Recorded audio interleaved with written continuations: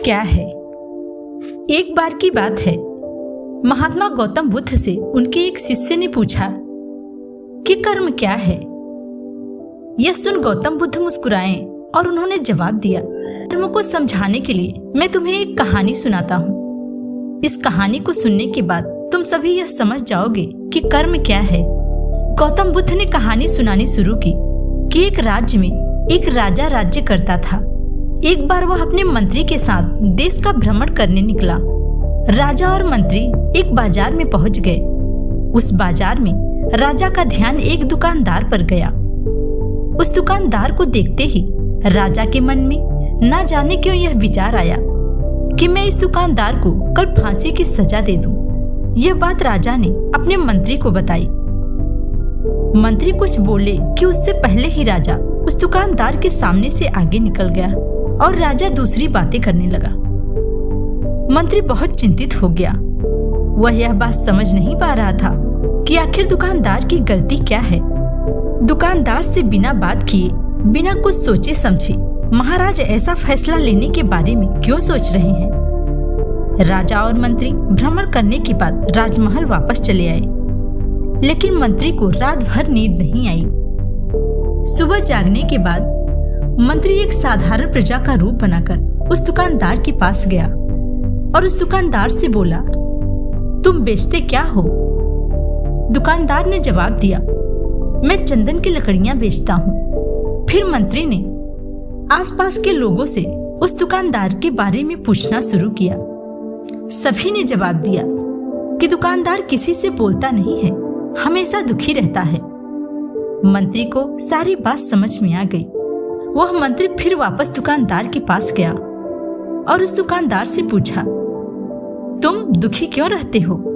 तब दुकानदार ने बताया, मैं दुखी इसलिए रहता हूँ क्योंकि मेरी दुकान पर लोग आते हैं, चंदन की लकड़ियाँ सूंघते हैं और बोलते हैं बहुत सुंदर है, बहुत ही अच्छी महक है, लेकिन कोई भी खरीदता नहीं है, इसीलिए मैं बहुत दुखी रहता हूँ। मंत्री को दुकानदार की बात सुनकर बहुत दुख हुआ।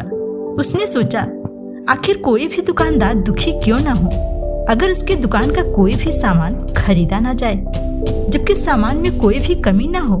फिर मंत्री सोचने लगा कि यह दुकानदार अपने दुखों से इतना दुखी रहता है, परंतु राजा इसे फांसी पर क्यों लटकाना चाहते हैं। अर्थात राजा के मन में आए हुए विचार का उत्तर अभी तक मंत्री को नहीं मिला था। मंत्री ने फिर दुकानदार से पूछा, भाई तब तुम क्या करोगे अगर तुम्हारे दुकान की सारी चंदन की लकड़ियां धरी की धरी रह जाएं? दुकानदार ने गुस्से के भाव से बोला। तब दुकानदार गुस्से के भाव से बोला, हाँ मैं जानता हूँ मेरी चंदन की लकड़ियां ऐसी ही ऐसी धरी रह जाएंगी, इसलिए तो मैं सोचता हूँ कि हमारे देश का राजा जल्दी से जल्दी मर जाए। अगर वह जल्दी से जल्दी मर जाता है तो मैं उस राजा के दरबार में उस राजा के दाह संस्कार के लिए अपने चंदन की लकड़ियां दे देता, जिससे मुझे कुछ पैसे भी मिल जाते और इस बाजार के अलावा बाकी लोगों को भी मेरी चंदन की लकड़ियों के बारे में पता चलता। तब फिर शायद कुछ न कुछ लोग मेरे दुकान से चंदन की लकड़ियां खरीदने जरूर आते। मंत्री दुकानदार की बात को सुनकर सब कुछ समझ गया, लेकिन मंत्री बहुत चतुर और समझदार था। उसके मन में एक विचार आया। मंत्री ने दुकानदार से कुछ चंदन की लकड़ियां खरीद ली।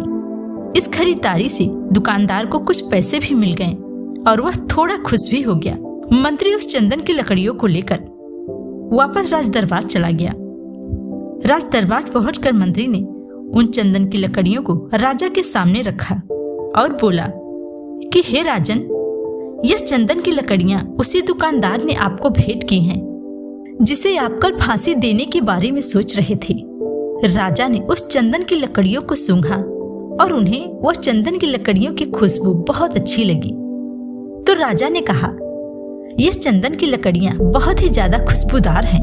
दुकानदार के इस अनोखे भेंट से राजा बहुत ही खुश हुए और मंत्री को कुछ स्वर्ण मुद्राएं देकर बोले, जाओ उस दुकानदार को इस स्वर्ण मुद्राएं इनाम में देना और बोलना कि आज के बाद महल में जब भी कभी चंदन की लकड़ियों की जरूरत पड़ेगी तब तुम्हारे दुकान से ही चंदन की लकड़ियां ली जाएंगी। यह बात सुनकर मंत्री मुस्कुराने लगे तथा सोचने लगे कि अब तो राजा के मन में उस दुकानदार को फांसी देने का विचार आ ही नहीं सकता, क्योंकि अब तो हमेशा राज दरबार के लिए चंदन की लकड़ियों की जिम्मेदारी उस दुकानदार को मुद्राओं को लेकर वापस दुकानदार के पास चल पड़ा।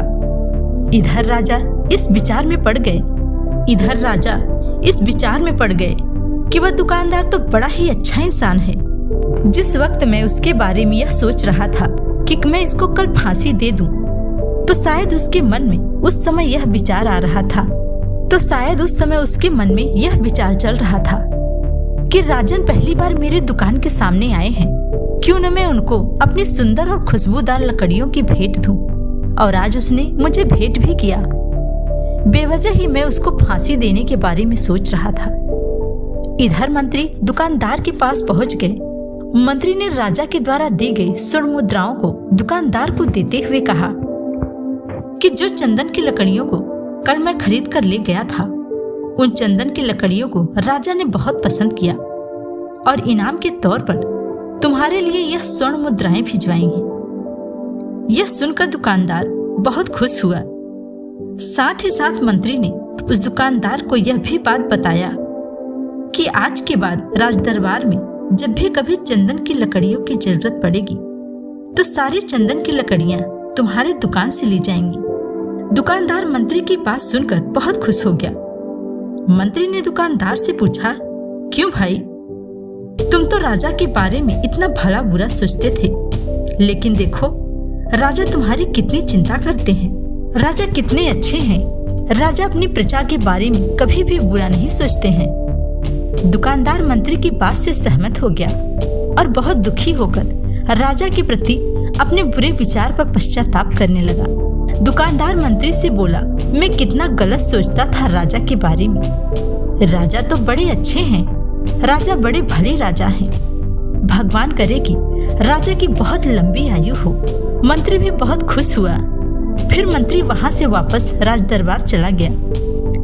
यहीं पर तथागत गौतम बुद्ध ने इस कहानी को समाप्त करते हुए अपने शिष्यों से पूछा कि अब आप लोग बताइए कि कर्म क्या है।